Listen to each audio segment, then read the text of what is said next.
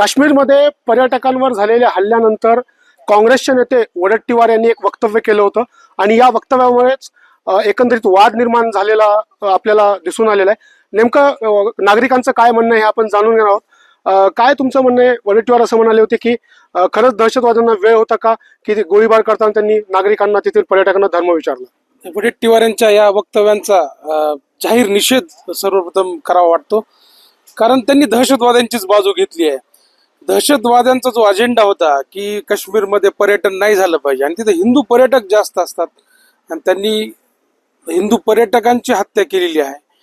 आणि MIMचे खासदार सुद्धा, ओवेसींनी सुद्धा मान्य केले की धर्म विचारून त्या ठिकाणी हत्या केली गेली पर्यटकांची।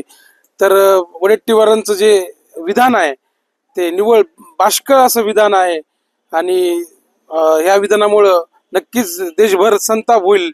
आणि ही जी घटना आहे ही सर्व भारत देश एकजूट झालाय, एकवटलाय आणि वडेट्टीवारांनी ह्याच्यात सुद्धा राजकारण शोधायचं, काँग्रेसचा अजेंडा शोधायचा। आणि पर्यटक स्वतः म्हणतायत ना की आम्हाला तिथं धर्म विचारला गेला, तर वडेट्टीवारांना दहशतवाद्यांचा पुळका घेण्याची गरजच नाहीये। आणि पूर्ण पर्यटकांनी मान्य केले, तिथल्या काश्मीरी लोकांनी सुद्धा मान्य केले, कारण काश्मीरी लोकांची उपजीविका ही पर्यटकांवरती आहे।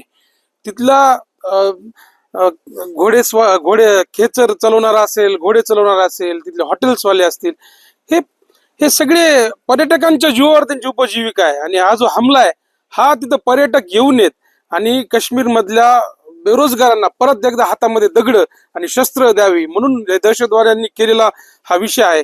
त्यामुळे वडेट्टीवारांनी ह्याच्यामध्ये पूर्ण देशाची माफी मागितली पाहिजे आणि हिंदूंची माफी मागितली पाहिजे असं या प्रसंगी वाटतं। स्वतः आपण बघितलं तर ज्यांच्यावर हल्ला झाला होता, ज्या पर्यटकांचे प्राण या ठिकाणी गेले होते, त्यांच्या कुटुंबियांनी पण सांगितलं होतं की हल्ला करताना आतंकवाद्यांनी त्यांचा धर्म विचारला। आपण पाहिला असेल की 22 तारखेला जो हल्ला झाला त्या ठिकाणी जे पर्यटक होते, मग ज्या माता भगिनी होत्या, ज्या परिवारासोबत, लहान लहान लेकरासोबत त्यांचे आई वडील होते, यांच्या समोर ज्या लहान लेकराला ज्याचं वय वर्ष फक्त 8 वर्ष आहे, त्याला तर कुणी सांगितलं नाही की जात आणि धर्म हा विषय काढ। त्याच्या समोर त्याच्या पालकाला जर का त्याची जात आणि धर्म विचारून जर गोळ्या घातल्या असतील, निर्घुण आपल्या पालकांना आपल्या डोळ्यासमोर जर गतप्राण व्हावं लागत असेल आणि त्या बाळानं ते डोळ्यानं पाहिलंय, त्यांनी स्वतः ऐकलंय, स्वतः आय विटनेस आहे, तो सांगतोय की मुस्लिम आहे का, हिंदू आहे का, मुस्लिम आहे असं म्हणून गोळी फायर केली। याच्यामध्ये फक्त आणि फक्त भारतामध्ये नेमकं तुम्हाला खुश कुणाला करायचंय?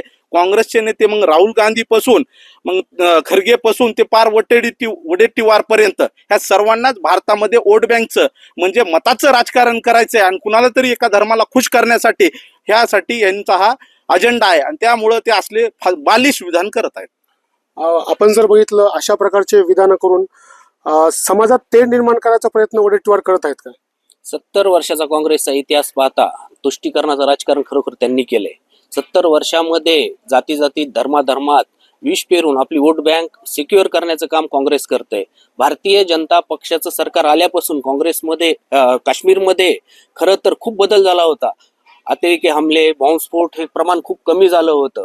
मात्र 140 कोटी देशाच्या भारताबरोबर जगातील सर्व देश भारताच्या पाठीमागे आहेत, प्रत्येकाने याचा निषेध केला आहे। मात्र सोयीप्रमाणे मात्र काँग्रेसचे वडेट्टीवार याचं समर्थन करतायत। जात धर्म हा विषय दूर राहिला, परंतु तेथील अतिरेकी हमल्याचा किमान काँग्रेसने निषेध करावा। आणि हे काँग्रेस हे अतिरेकी धार्जिणे आहे, या काँग्रेसला चांगला धडा ही जनता शिकवणारच आहे आणि काँग्रेस संपतच आली आहे। जी उरलेली काँग्रेस आहे ती सुद्धा वडेट्टीवार सारख्या नेत्यामुळे संपून जाणार आहे। नक्कीच। आता हे जे स्टेटमेंट होतं, या स्टेटमेंटमुळे नेमकी वडेट्टीवारांना काय साध्य करायचं? प्रथमतः जो हल्ला झालेला आहे त्या हल्ल्याचा आम्ही निषेध करतोय आणि राजकारण गेलं खड्ड्यामध्ये। प्रथम देश महत्वाचा आहे आपल्याला। स्वतःच्या राजकारणासाठी कोणत्या धर्माला नाव ठेवायचं किंवा ज्यांच्या घरातील व्यक्ती गेलाय त्यांची चेष्टा करायची, हा निंदनीय प्रकार ज्या वडेट्टीवारांनी केलेला आहे त्याचा पहिल्यांदा एक परळीकर म्हणून मी निषेध करतो। आणि ज्या वेळेस जी घटना घडते त्या कुटुंबाच्या समोर त्या कुटुंबवाले, त्यांचे मुलगी असेल, मुलगा असेल, पत्नी असेल, हे काय खोटं बोलणार नाहीत ना। परंतु तुम्हाला जातीय विष निर्माण करून जो हिंदुस्थान एकत्र आहे त्या हिंदुस्थानामध्ये जातीयवाद निर्माण करण्याचं तुम्ही जे कारस्थान करतायत ते कारस्थान हाणून पाडलं पाहिजे.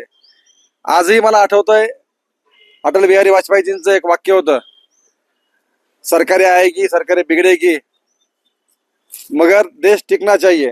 ज्यावेळेस पाकिस्ताननं आपल्यावरती हल्ला केला होता किंवा हल्ल्याचा प्रयत्न केला त्या टायमाला अटल बिहारी वाजपेयींनी विरोधी पक्षनेते असताना त्यांनी सगळं विसरले आणि देशासाठी सगळं एकत्र यायला पाहिजे ही भूमिका घेतली. आजही सगळ्या हिंदुस्थानची भूमिका हीच आहे की आपण सर्व एक आहोत. हे जे कोणी लिंगुलचे पांगुलचे असते ना, ते कोणते वडट्टीवारासारखे, तसल्यांना गिनतीमध्ये घ्यायचं नाही. फक्त देश आणि देश टिकला पाहिजे एवढंच आपण लक्ष ठेवलं पाहिजे. नक्कीच. तर हे होते परळीतले नागरिक. यांनी आपलं मत स्पष्टपणे व्यक्त केलेलं आहे आणि वडट्टीवारांच्या विधानाचा जाहीर निषेध देखील या ठिकाणी करण्यात आला आहे. स्वानंद पाटील, एबीपी माझा, परळी, बीड. एबीपी माझा, उघडा डोळे बघा नीट.